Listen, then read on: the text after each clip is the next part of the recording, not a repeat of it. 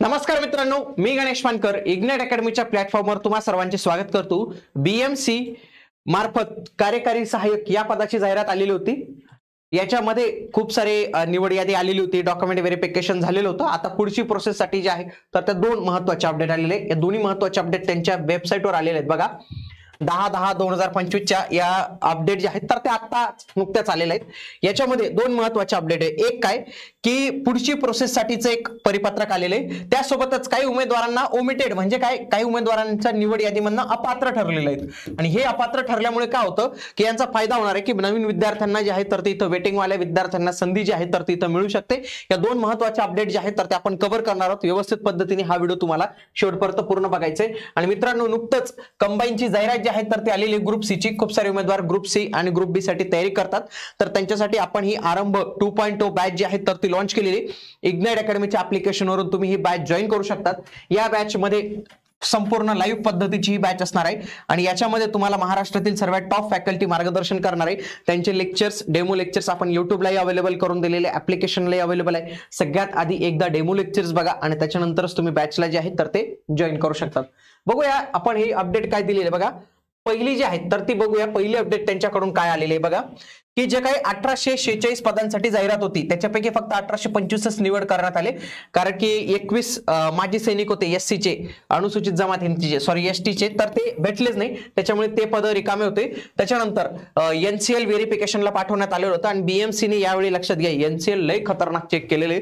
म्हणजे आज देखील आम्ही ते जिल्हाधिकारी कार्यालयाला गेलो होतो, तिथं देखील काही बीएमसी चे विद्यार्थी दिसले, ते एससी चे होते, सिनियर इंजिनियर ज्युनियर इंजिनियर टाइपचे होते, तर ते पण तिथं व्हेरिफिकेशनला आलेले होते, कारण की त्यांचं तिथं व्हेरिफिकेशन परते प्रांत तहसीलदार आणि तलाठी, तर या प्रोसेसने ते पूर्ण एनसीएल चेक होऊन मग ते अहवाल येऊनच तो पूर्णपणे जे आहे तर त्यांची जॉईनिंग होणार होती। तर हे कागदपत्र यांचा अहवाल जो आहे कार्यकारी सहाय्यक यांचा अहवाल आलेला आहे। तर याच्यामध्ये बघा एससी एसटी सगळेच कॅटेगरी वाले जे आहेत त्यांचा अहवाल इथं आलेला आहे आणि त्यांना पुढे सकाळी 11 वाजता प्रशासकीय अधिकारी समिती सभागृह, दुसरा मजला, जुनी इमारत, बीएमसी मुख्य कार्यालय इथं जे आहे तर ते बोलवलेले आहे। मग प्रत्येक विद्यार्थ्याचं नाव दिलेले आणि त्याच्यापुढे त्याची डेट जी आहे तर ती दिलेली आणि त्याला यायचे। सोबत परीक्षेचा ऑनलाईन अर्ज, प्रवेशपत्र, पॅन कार्ड, आधार कार्ड, शैक्षणिक समांतर आरक्षण विषयक कागदपत्रे, 3 फोटो, जन्मदाखलेचा पुरावा, दिव्यांग आरक्षण असेल, या सगळ्या गोष्टी ज्या आहेत तर तुम्हाला तिथे घेऊन राहायचंय आणि तुम्हाला पुढची प्रोसेस जी आहे तर ती जी आहे तर ती ठरवण्यात येणार आहे।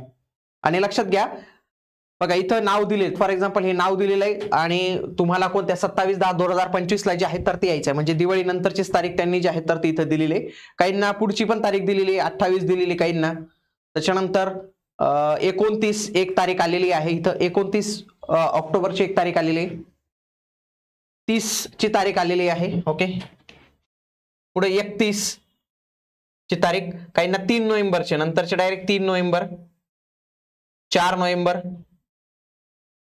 6 नोव्हेंबर, 7, 10 शेवटची तारीख पाहिली तर 10 नोव्हेंबर पर्यंत जे आहे तर ते वेगवेगळे विद्यार्थ्यांचे गट करून त्यांना जॉईनिंगसाठी बोलवणार आहे। हे एक अपडेट झाली। पुढची अपडेट पाहूया। पुढची अपडेट फार महत्त्वाची आहे, त्याचा फायदा होणार आहे मित्रांनो आणि भविष्यात देखील तुम्हाला फायदा होणार आहे। याच्यामध्ये अपात्र विद्यार्थ्यांची यादी त्यांनी नमूद केलेली, जी काही त्यांनी निवड यादी लावलेली होती तर त्याच्यामध्ये आता काय हे अपात्र झाले म्हणजे खालचे वरती जे आहे तर ते उचलण्याचा प्रयत्न करतील बघा।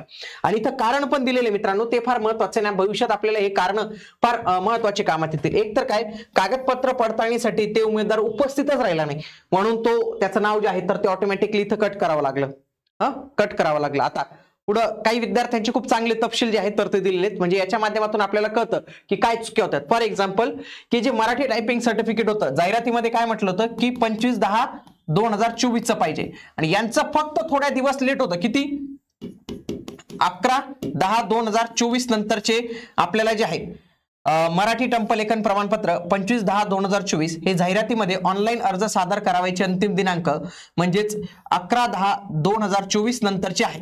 11/10/2024 नंतरचं त्यांचं टायपिंग सर्टिफिकेट जे आहे तर ते होतं, त्याच्यामुळे त्यांचं सिलेक्शन जे आहे तर ते झालेलं नाही, कारण की भरण्याच्या दिवसापर्यंत ते लागत होतं, म्हणजे त्यांना अपात्र ठरवण्यात आलेले आणि निवड यादीमधून नाव कमी करण्यात येईल त्यांचं। ओके, आणि म्हणजे याच्या आधी काय होईल, बाकीच्यांना संधी मिळेल मित्रांनो इथं। ओके, बाकीच्यांनी काय इथं स्वारस्य नाही आहे, निवड यादीमधनं नाव त्यांचं कमी झालेलं आहे की ते व्हेरिफिकेशनला आलेलं नाही, त्यांचं मे बी दुसऱ्या डिपार्टमेंटमध्ये झालं असेल किंवा काय, पुढे बघा, मराठी व इंग्लिश टंकलेखनचे प्रमाणपत्र उत्तीर्ण केलेलंच नाहीये, प्रमाणपत्रच नाहीये त्यांच्याकडं. आलं लक्षात तुम्हाला? प्रमाणपत्रच नाही आहे. हे ऍक्च्युअली सुरुवातीलाच त्यांनी प्रमाणपत्र चेक केले पाहिजे. बघा, मराठी टायपिंग प्रमाणपत्र नाही. ओके, तर हे उमेदवार हे यांनी कमी करून टाकलेले आहेत. पुन्हा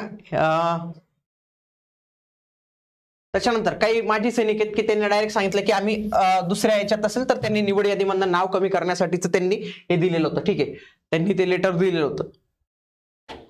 बघा, इथं प्रत्येकाची कारण दिलेली आहेत. हे कारण फार महत्वाचे आहेत बरं का आपल्याला. बघा, मेन इथं टायपिंगचा सगळ्यांचा जो आहे तर तो इश्यू झाला. बघा, इंग्लिश टायपिंग प्रमाणपत्र हे नंतरच मित्रांनो त्यांचं. ओके,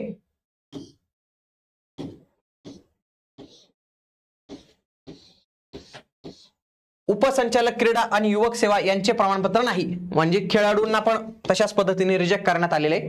त्याच्यानंतर प्रकल्पग्रस्त, बृहन्मुंबई महानगरपालिका संबंधित प्रकल्पग्रस्त नसल्यामुळे त्यांना निवड यादीमधनं त्यांनी रद्द केलेला. ओके, जिल्हा सैनिक कल्याण बोर्डाच्या अभिप्राय one time ESM quota available in Pune corporation, त्यांनी पुणेमध्ये त्यांचा लाभ घेतलेला आहे म्हणून त्यांचं म्हणणं आहे की अपात्र केलेलं आहे. म्हणजे अशा पद्धतीची प्रत्येकाची अपात्रतेची कारणं पण दिलेली आहेत, म्हणजे ज्याच्या माध्यमातून कळतं की नेमकं हे काय झालेलं आहे. आता ही जी निवड यादीमधनं नाव कमी झालेली आहेत तर यांच्या माध्यमातून नवीन जे यादीमध्ये काही उमेदवारांना स्थान जे आहेत तर ते देण्यात येऊ शकतं. ही एक चांगली गोष्ट जी आहे तर ते आपण इथं म्हणू शकतो. चला तर मित्रांनो, भेटूया आता आपण पुढील व्हिडिओमध्ये. तोपर्यंत जय हिंद, जय महाराष्ट्र, धन्यवाद.